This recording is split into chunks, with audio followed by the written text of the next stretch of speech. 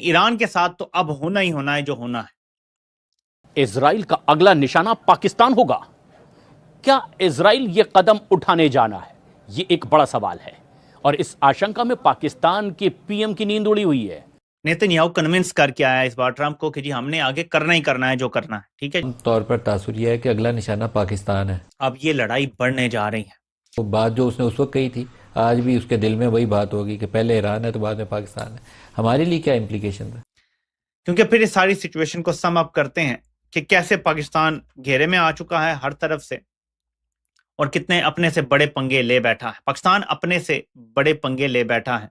एक shopping mall के अंदर या दुकान के अंदर जो Islamic revolutionary guard core, the most elite of the elite of Iranian forces, उनके सिपाही दुबक के अंदर बैठे हैं और बाहर पूरी भीड़ है जो उनको घेर रही है और चिल्ला रही है, चीख रही है, प्रोटेस्ट कर रही है और वो लोग दुबक के अंदर बैठे हैं। नई वाली बात यह है कि ईरान में जो मामला है बहुत खराब है। ट्रंप मशरिक़ वुस्ता में ईरान और अमेरिका के दरमियान एक बार फिर से कशीदगी अरूज पकड़ती हुई नज़र आ रही है। एक जानब जहां ईरान के अंदर इस वक्त शदीद अवामी एहतजाज है, तो इस तमाम सूरत हाल के अंदर अब बाकायदा तौर पर अमरीकी सदर डोनाल्ड ट्रंप जो हैं उन्होंने भी इस चीज़ का अंदिया दे दिया है और इसके हवाले से एक बड़ी स्टेटमेंट जो है वो सामने आ रही है और बराह रास्त एक बार फिर से अमेरिका और ईरान के दरमियान जो जंग के बादल हैं वो मंडलाते हुए नजर आ रहे हैं। इस वक्त जो सूरत हाल इंटरनेशनल फ्रंट पर ईरान को लेकर सामने आ रही है, तो बहुत सारे और भी एस्पेक्ट्स हमारे सामने आ रहे हैं। खास तौर पर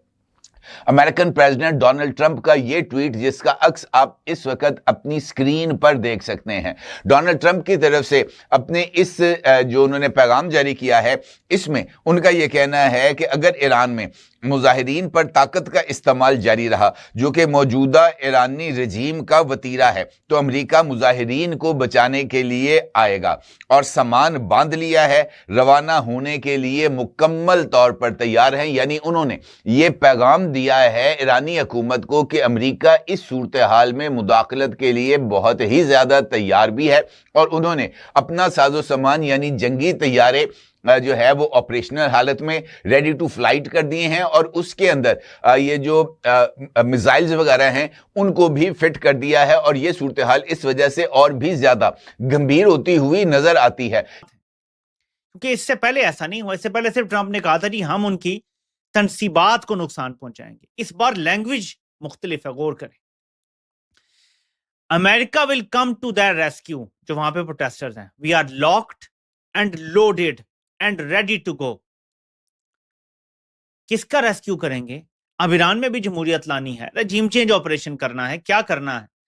तो एक तरफ ये सारा कुछ खिचड़ी पकी हुई है पाकिस्तान के इर्द गिर्द ममालिक में, पाकिस्तान के दोस्त ममालिक में और उन हमसायों में जिनको हम तब्दील नहीं कर सकते, प्रॉब्लम्स आए हुए हैं।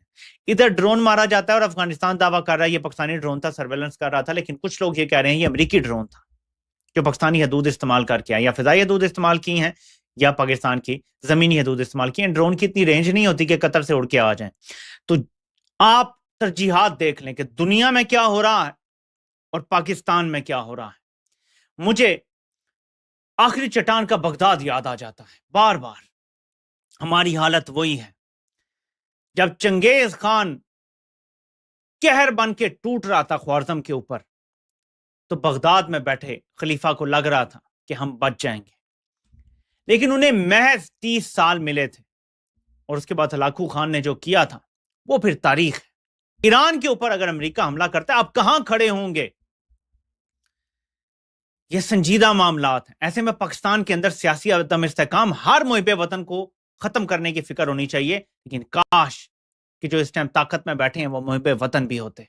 ये सब इजराइल नहीं देख रहा है क्या? ये सब अमेरिका नहीं देख रहा है? मुझे लगता है कि they are going in for a major regime change operation in Iran और ये सरकार पलट के रहेंगे। ये जो चल रहा है ना, ये मेन खाना नहीं है, ये डिस्ट्रैक्शन है।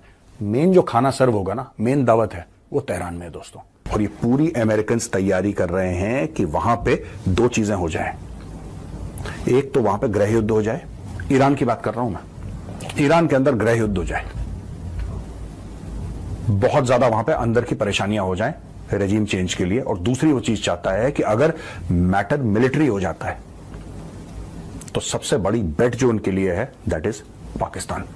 इस वीडियो में आप साफ तौर पे देख सकते हैं दोस्तों, मैंने क्या बोला था कि they will go in for a regime change operation. मैं आपको मैप में बताऊंगा, और ये जो चीज है जो 1 अक्टूबर दोस्तों, आप ये समझ लीजिए कि मैंने 6-7 पहले, राइजिंग लायन बाद में हुआ, मिडनाइट हैमर बाद में हुआ, उसके 6-7 महीने पहले मैं बता चुका था कि ये करने वाले हैं कुछ ना कुछ। सेंसिंग हो जाती है ना, हम लोग रोज पढ़ते हैं यार, यही काम करते हैं, हमारा यही डेली का काम है कि ईरान में क्या हुआ, पाकिस्तान में क्या हुआ, you know what is happening in Israel, what is happening in Ukraine, what is happening in Russia, US, यही दिन रात करते हैं। एक सेंसिंग हो गई बहुत पहले। इस जंग के पाकिस्तान के ऊपर क्या असरात होंगे, ईरान इस जंग को आइंदा 2-4 हफ्तों में लेकर किस शक्ल में आगे बढ़ता है, उसका बहुत ज़्यादा इन्हिसार इस बात के ऊपर होगा। एयर मार्शल साहब, ईरान के बाद एक आम तौर पर तासुर यह है कि अगला निशाना पाकिस्तान है, और वो नेतन्याहू का वो पुराना 10 साल 12 साल पुराना इंटरव्यू, उसको आजकल बार बार घुमाया जाता है, लेकिन वो बात जो उसने उस वक्त कही थी, आज भी उसके दिल में वही बात होगी कि पहले ईरान है तो बाद में पाकिस्तान है। हमारे लिए क्या इम्प्लीकेशन है?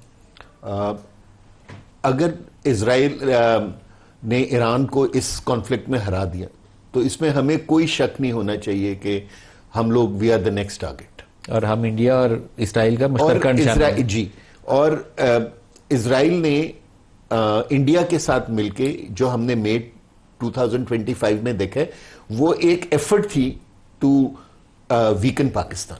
नमस्कार दोस्तों, जय हिंद। दोस्तों, ईरान की स्थिति को देखकर अब पाकिस्तान को डर सताने लगा है, और उनको ये बात याद आने लगी है कि इजराइल ने बहुत समय पहले ये कहा था कि इजराइल का जो नेक्स्ट टारगेट है वो पाकिस्तान होगा। जी हाँ दोस्तों, जिस तरह से ये बात खुलकर सामने आई थी उस वक्त काफ़ी हल्ला हुआ था, और पाकिस्तानी उस वक्त चिल्ला रहे थे कि हाँ, ऐसे इजराइल कैसे बोल सकता है, हम उसे ये कर देंगे वो कर देंगे। लेकिन आज स्थिति बदल चुकी है, जहाँ पर दोस्तों आप देख रहे हैं कि पाकिस्तान इजराइल के लिए गजा में लड़ने के लिए तैयार हो गया, और साथ में आप देख रहे हैं कि किस तरह से अमेरिका को अड्डा दे चुका है अपने ही दोस्त जिसे बोल रहा था कुछ समय पहले ईरान को, उसको मारने के लिए।